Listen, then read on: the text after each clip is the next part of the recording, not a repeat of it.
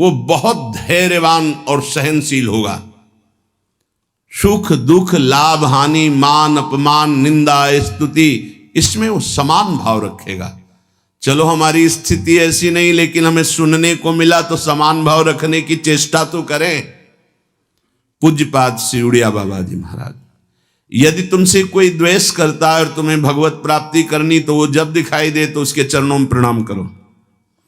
अगर पास से निकले तो राधे श्याम, वो भले ना बोले, अगर तुम ऐसा किए तो उसके बैठे हृदय में जो श्री भगवान हैं वो मिल जाएंगे तुम्हारे को।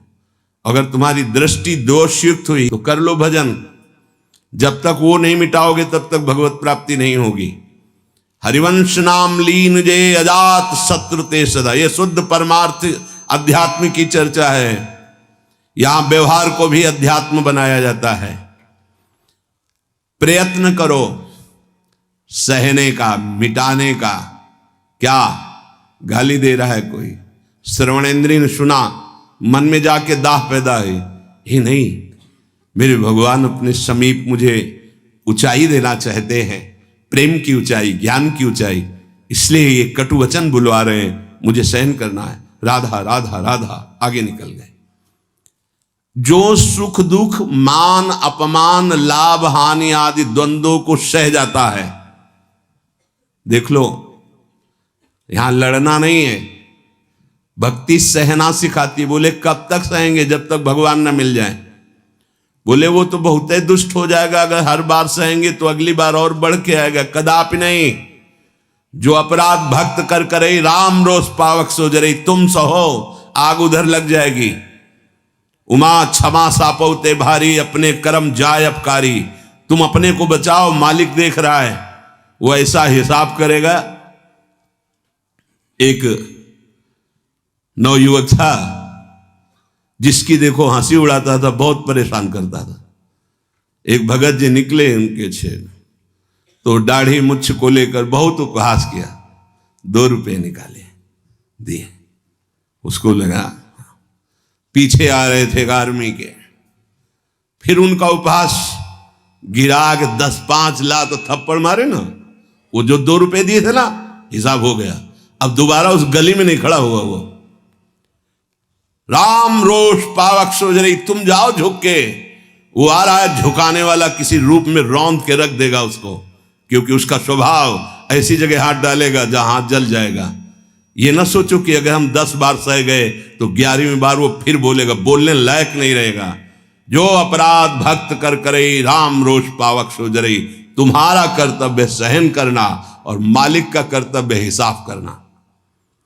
एक साधु जा रहे थे, गंगा किनारे भ्रमण कर रहे थे, तो छड़ी रखते, सोटा लंगोटा लोटा ये साधु के पास रहता है, तो सोटा लिए हुए थे और अपनी मस्ती में जा रहे थे। ऐसे पीछे धोबी कपड़ा धो धो के ऐसे सब फैलाए हुए था सूखने के लिए। उसने देखा इतनी मेहनत से तो हम धो रहे, और बाबा जी रौंदता चला जा रहा है, तो जिससे धोआ वो पीटने वाला डंडा वही दौड़ा लेके रुक्मिणी जी के पास भगवान बैठे, विनोद तत्काल सुदर्शन चक्र, फिर ऐसे शांत हो गए। तो रुक्मिणी जी ने कहा, प्रभु जरूर ये स्थिति किसी भक्त पर संकट आने पे होती है, रुक क्यों गए? बोले उसके पास लाठी थी, उसने हिसाब कर दिया।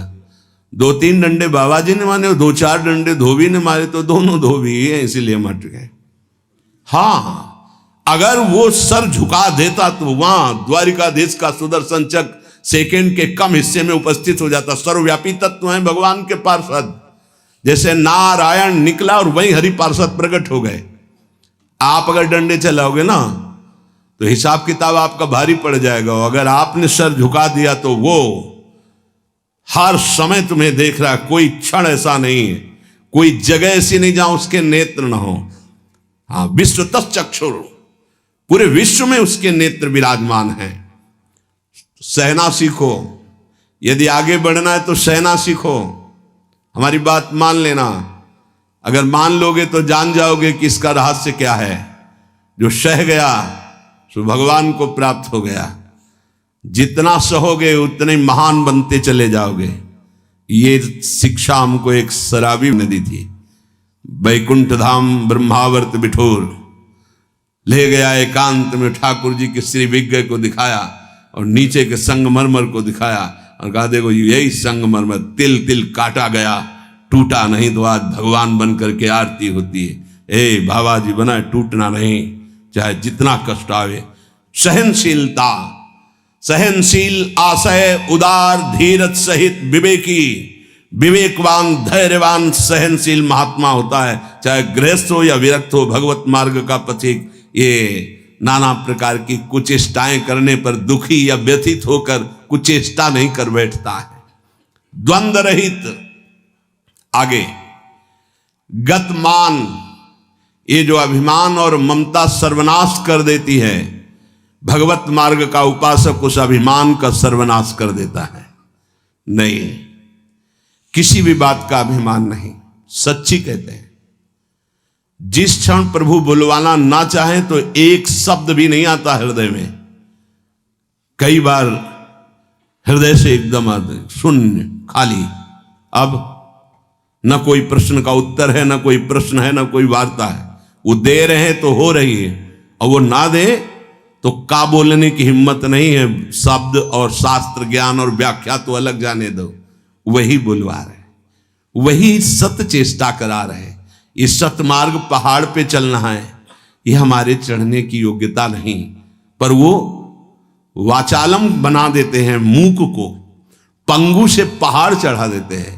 सांप का छोटा बच्चा गरुड़ को पछाड़ दे, राम कृपा हो जाए, हाँ, तो लघु ब्याल गरुड़ को खा जाए, ऐसी सामर्थ्य पैदा कर दे भगवान।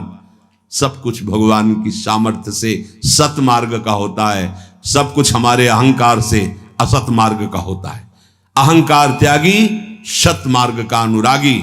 अहंकार युक्त तो कहेगा जरूर भगवान की सामर्थ्य से हो रहा है, पर अहंकार वासनाओं का खेल खिला के पाप करेगा। तो कह रहे गतमान, ये भगवान को अधीन करने वाली आगे बात कह रहे हैं कि सुख निधान भगवान तुम्हारे अधीन क्यों नहीं हो जाएंगे यदि ऐसा करोगे। पहला, मान अपमान, दुख सुख, लाभ हानि में समान भाव। दूसरा, मान को स्वीकार मत करो। ये देहाभिमानी पुरुषों के द्वारा किया हुआ प्रणाम नमस्कार, ये देहाभिमान को पुष्ट करने वाली अविद्या की एक नई चाल है। उनके हृदय में विराजमान सच्चिदानंद भगवान को देखते हुए इसे विनोद में उड़ा दो। विनोद में, मैं जान रहा हूं प्रभु, अब नहीं फंसेंगे, गुरु कृपा हो गई। आपका ये प्रणाम नमस्कार फांस नहीं सकता, नाथ आप तो हमारे स्वामी हो। अब नहीं, लाखों प्रणाम दंडवत हो रही, लेकिन नहीं, वो तुम्हारी प्रणाम दंडवत नहीं हो रही, वो तुम्हें फंसाया जा रहा है। आखिरी खाई है यश कीर्ति मान। नहीं, हे सच्चिदानंद गुरुदेव, आप सब रूपों में काहे को मजाक कर रहे हो प्रभु, आप ही तो विराजमान हो नाथ, कोई नहीं फंसा पाएगा। अब हम तो बड़े भजनानंदी, हमारा बड़ा नाम हो रहा है, प्रणाम नमस्कार हो रहा, तो आगे है खाई, उसमें मुंह भरा गिर जाओ, निकल नहीं पाओगे। जैसे कंचन की खाई, कामिनी की खाई, ऐसे कीर्ति की खाई। तो गत मान, सबहि मान प्रद आपमानी, सबके चरणों में बंधन भक्ति, मेरे नाथ इन सब रूपों में विराजमान। वो प्रणाम कर रहे हैं, नमस्कार कर रहे हैं, वो जय बोल रहे हैं, ये उनकी महानता है। वो अपने हृदय की स्थिति के अनुसार बर्ताव कर, हम तो अधम जीव हैं, प्रभु की कृपा से चल रहे। मेरे प्रभु सब रूपों में है, कहीं मान नहीं छुएगा, और अगर मान छू गया तो विष चढ़ गया। सम्मानम कल्याति घोर गरलम, ये मान रूपी जहर केवल गुरु कृपा से ही दूर होता है। एक ही जगह इस मान की धुलाई होती, दूसरी जगह नहीं। और दूसरी जगह तो आप जहां भी जाओगे वैष्णव चिन्ह देख के सम्मान होगा। एक है घाट, गुरु घाट, जिनमें इसकी धुलाई होती है, वहां कोई भी तुम्हारी चतुराई नहीं चलेगी, कोई भी गुण नहीं चलेगा, कोई भी प्रभाव नहीं चलेगा। वहां धुल के रख देते हैं इस मान को, और जहां मान धुला और दैन्यता आई तो हरि कंठ लगा लेते हैं, भगवान उसे अपने समीप रख लेते हैं। बलिहारी गुरु आपने, जिन्होंने मान को मिटिया मेट कर दिया। बलिहारी कभी नहीं सुधरता है मान का स्वभाव। ये गुरुदेव, इसीलिए गुरुदेव के हाथ का खिलौना कोई बिरला ही बनता है। अहंकार के हाथ के खिलौने तो सब बने हुए, जैसी चाबी भरता है अहंकार वैसे ही खेल हो रहे, लेकिन कोई गुरुदेव के हाथ का खिलौना विशेष लाडला होता है।